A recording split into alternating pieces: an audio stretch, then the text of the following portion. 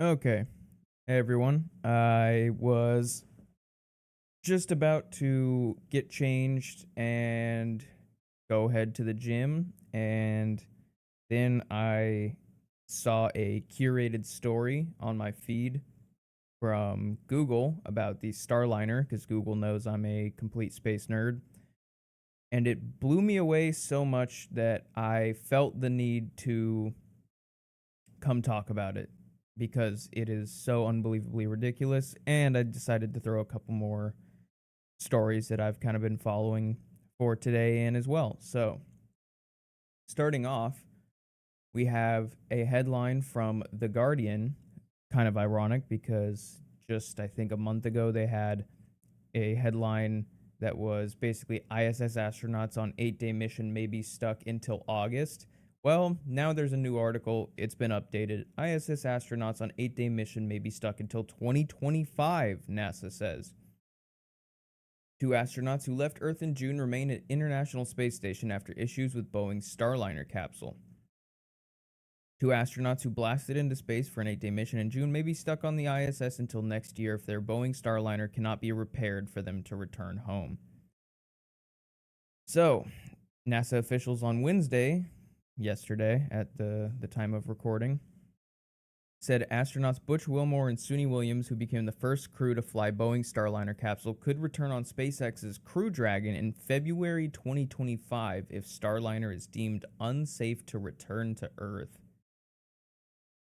The U.S. Space Agency has been discussing potential plans with SpaceX to leave two seats empty on an upcoming Crew Dragon launch, which itself was delayed by a month on Tuesday, as NASA and Boeing work out how to bring the astronauts home.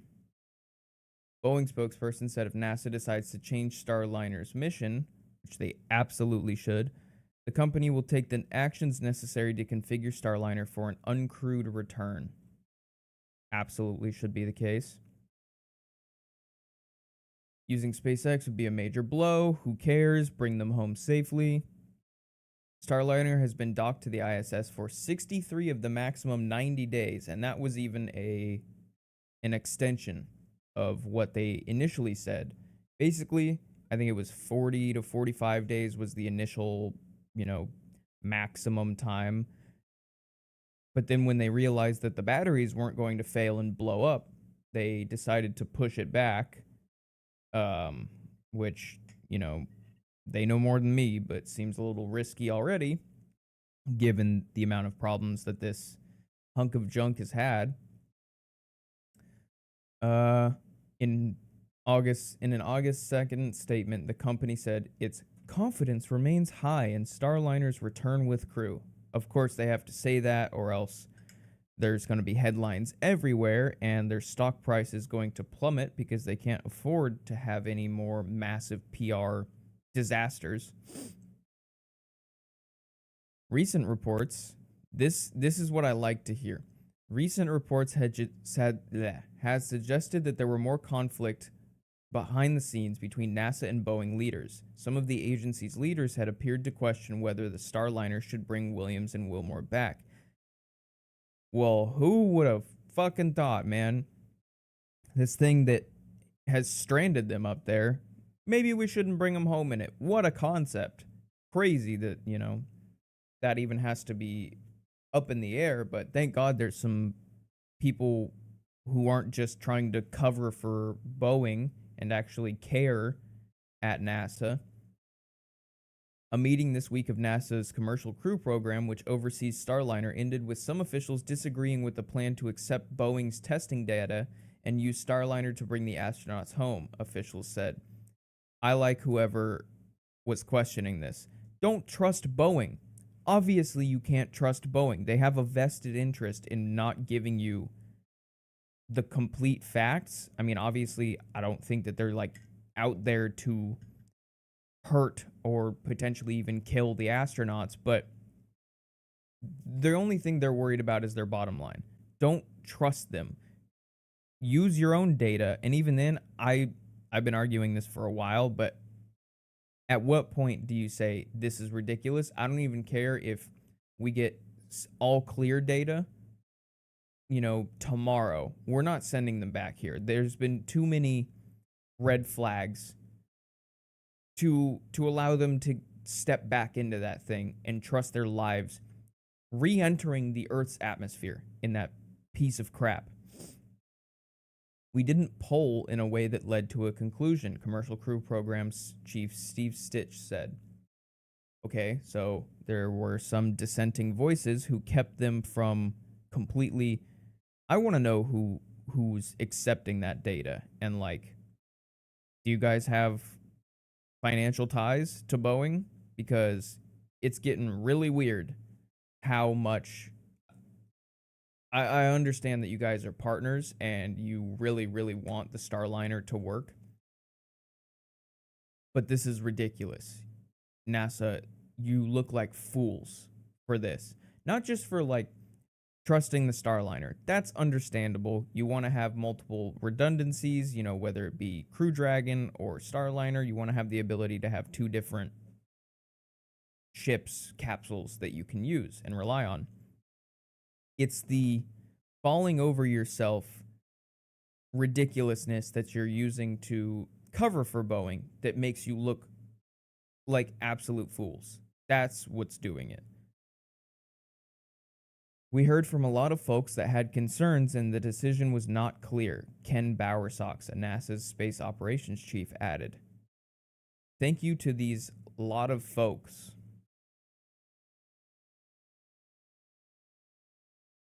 A Boeing executive was not at the Wednesday press conference.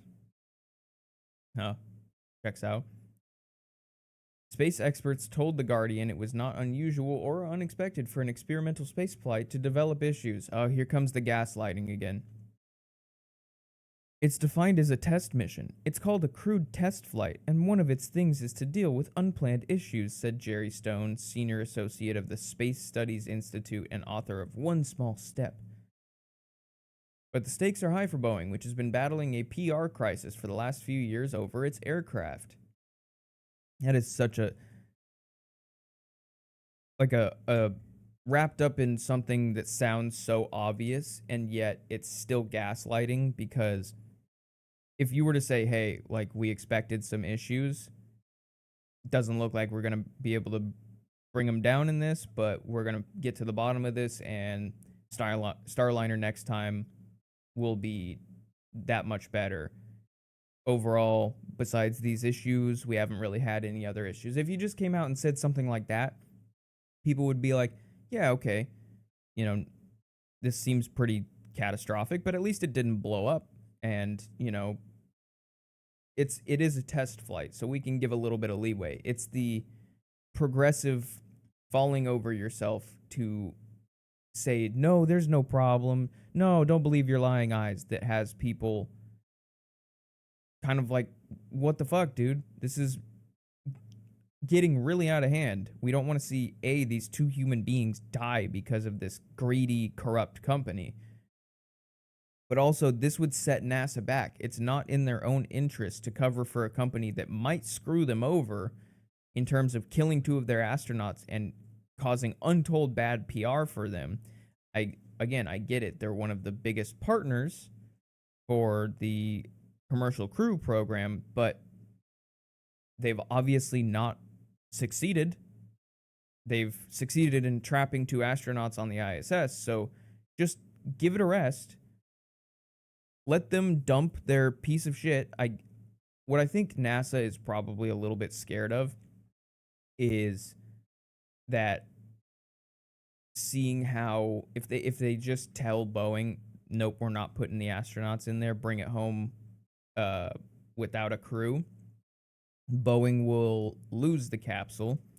They'll blame it on NASA for it being uncrewed, and then they will, because they've been losing a ton of money on this, they will abandon the Commercial Crew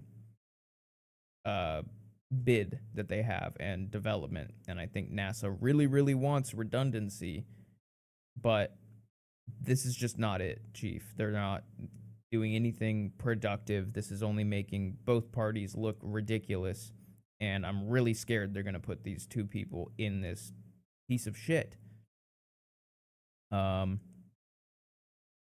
At the company's last press conference about Starliner, Mark Nappy, Boeing's commercial crew program manager, said he regretted being so emphatic about how the mission would only last 8 days. It's my regret that we didn't just say we're going to stay up there until we get everything done that we want to go do. So basically he's mad that he set a certain date because now it's there's people putting the obvious day 63 of 8, you know. And so I see where he's coming from just in, you know, putting my corpo speak shoes on. But dude, you have to be specific about a space mission. It's a space mission. You can't just, oh yeah, we're just going to go up to space, we'll come down when we want to come down. Like, that's not the issue. The issue is that you guys made a piece of crap capsule. Maybe regret that. Don't regret the fact that you didn't, you know, cover your own ass and not give a specific date, which would have made the PR less bad. Like, that's such a weird sticking point, such a weird thing to say when you've stranded 2 people in Earth's orbit, dude. Jesus Christ, these people are just so insufferable.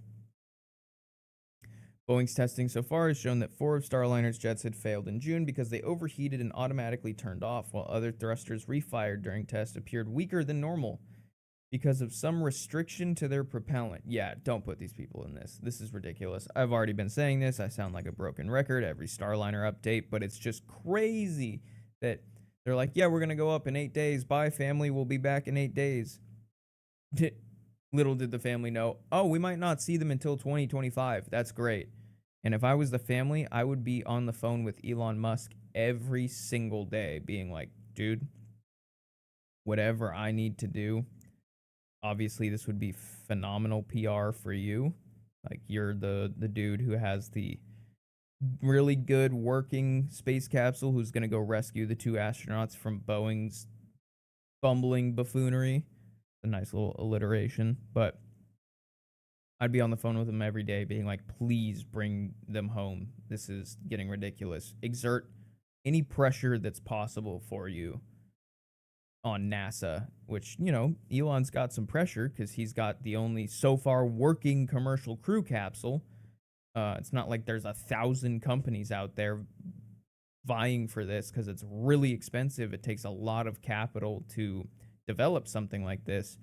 I'd be saying, please help me put pressure on these people.